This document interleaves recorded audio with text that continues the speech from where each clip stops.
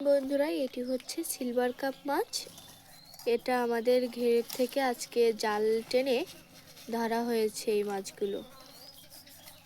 কারণ তেলাপিয়া মাছ পাইনি, কাঁকড়ার দেবে বলে এই মাছ ধরেছে ঘের থেকে। কারণ আমাদের অনেক কাঁকড়া, তাদের খাদ্য না দিলে আবার ভালো হবে না। কাঁকড়া তুলে দেওয়ার টাইম এসে গেছে, তাই এই সিলভার কাপগুলো আমাদের ঘের থেকে জাল টেনে ধরা হয়েছে। দেখেন, এবার এগুলো কাঁকড়ার জন্য কাটা হবে।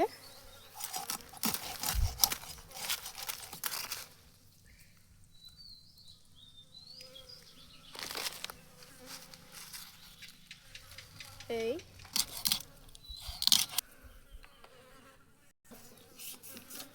দেখেন বন্ধুরা, এইভাবে ছোট ছোট পিস করে কাটতে হবে।